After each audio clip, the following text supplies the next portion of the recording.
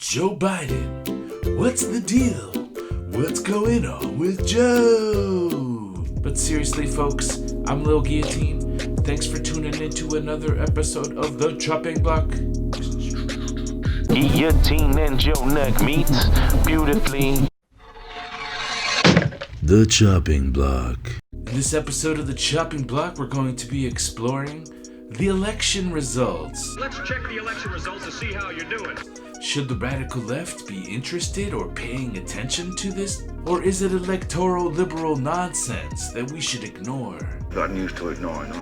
We'll talk about these questions and more as we explore, should anti-capitalists be interested in the election results? And why should I care about that? First, I would be remiss if I didn't point out that the slogan, F Donald Trump, is a million times better than praising Biden for his win, right? Right. And there's many reasons why I think this is true. Because Biden, in the typical Democrat Party fashion, will be able to bring both sides of the aisle together for imperialism and racism and misogyny. He is a rapist after all.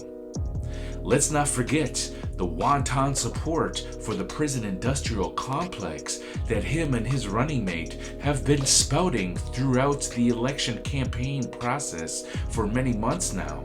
In debates and interviews, Joe Biden can constantly be found brushing aside notions of defunding police even, saying that we need to give police more money, right? Let's not forget the pivotal role that Joe Biden had in increasing the prison industrial complex to its present-day world history-breaking levels.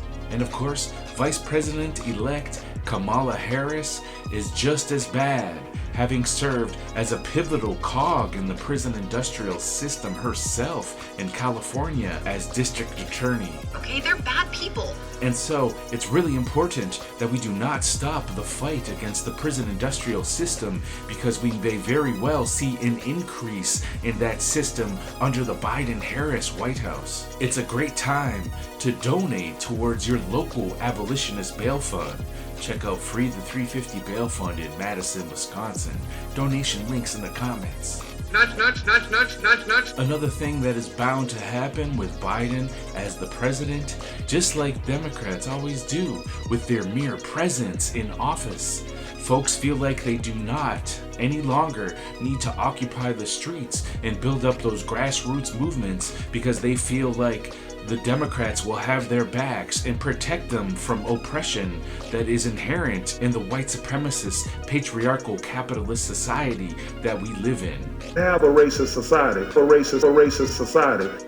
This is, of course, a fallacy and not true at all, because Democrats, despite their facade of progressiveness, remain the second most enthusiastic party of the capitalist class. One thing that I noticed this election cycle that we did not see as much in the past elections is the concept that voting does not matter as much as organizing and pushing from the grassroots the elected officials to make the changes that we want to see in society, and that once we vote, the politics doesn't stop. We must continue to organize and push Biden from the bottom to be able to make the grassroots changes that we need to create social change in society.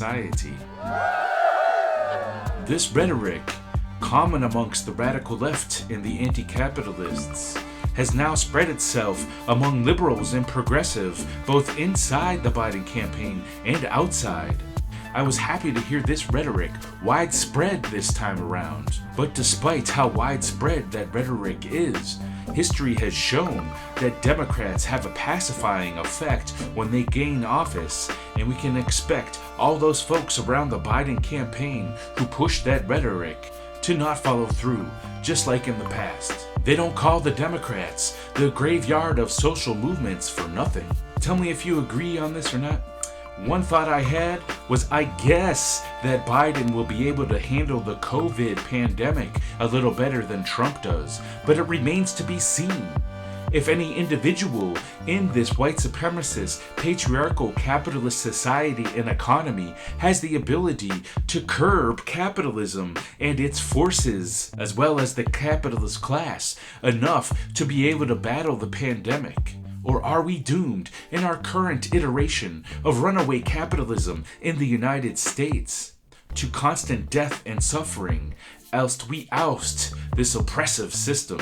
Plans to overthrow the system? One thing is for sure is that Biden appears to be just as much for opening the country as Trump was. And in fact, in debates and in interviews, he constantly pushed the rhetoric of opening the country up, just like Trump did, although with plans to provide PPE to folks so that we can open up the country, which is half a step better than Trump did.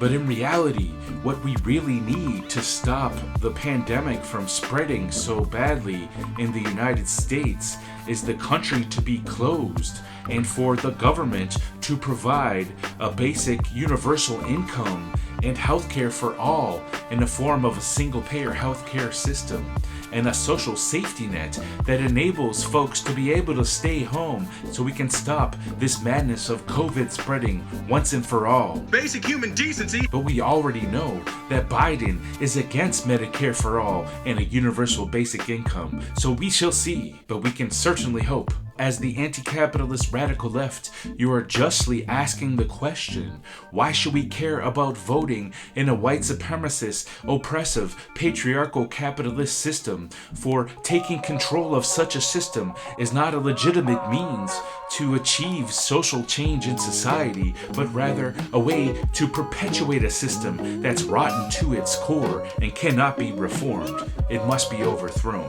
And if you are asking those questions, I think you are 100% correct, and I agree with you. However, a couple of interesting political dynamics that have arose from the election process this time around is that we've seen record number of folks voting for Trump, the racist, sexist, xenophobic rapist who's done nothing but fail at stopping COVID, costing the lives of over 200,000 Americans due to his failed efforts and policies during the pandemic. Yes, over 70 million people came out and voted for this man. He's the scum of the earth. He's the worst sucking scum I have ever seen. That should concern you, and I think it is a signifier of a creeping neo-fascism and a complacency to extreme oppression, repression, bigotry, and racism. I could not believe how many people voted for Trump. Like, whoa. Like, whoa. Like, whoa. Like, whoa. And so, the left needs to pay attention because the possibility of Trump-inspired violence over his attempted rhetoric at delegitimizing the election process is very real and in fact has already been happening. Take, for instance, the Trumpers rallying in Chicago who beat up a black man simply for being black. The Trumpers in Texas who attempted to run a Biden campaign bus off of the highway at high speeds. The bigoted Trumpers in New York who were planning on shooting and killing election counting officials before their plans were thwarted.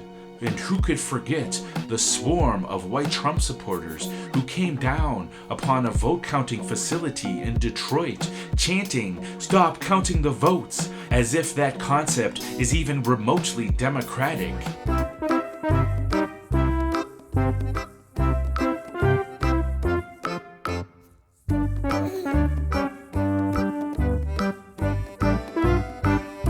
Another strong indication of the creeping neo-fascism happening as we speak. The rise of fascism. And so, as the radical anti-capitalist left, we need to be able to be organized and to stop this rising violence as it happens in the street before it has the chance to spread and become a possible civil war. We need to nip this in the bud.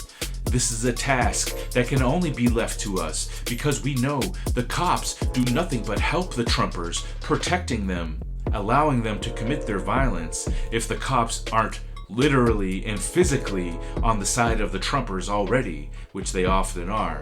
And we know that the liberals who embrace an ideology of pacifism, which allows the perpetuation of the violent, racist, sexist, patriarchal, capitalist system to happen, will not be able to challenge the rising violence that's happening and could continue to rise. And we know we cannot leave the task up to those who would perpetuate gun control, giving more power to the state to disproportionately target people of color in society. Gun control in the US has racist past and present. And we know we can't leave the task to those who would push racist gun control, advocating for increased power to the state to push its disproportionately violent racist police system on folks who are most marginalized in society.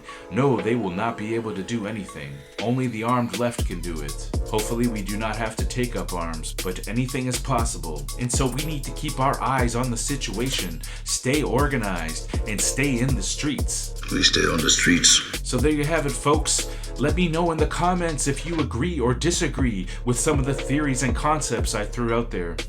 Definitely hit that like button. And most def, hit that subscribe and bell so you can get notified next time I come out with a video. Well, thanks for tuning in, y'all. I'm Lil Guillotine. Peace out.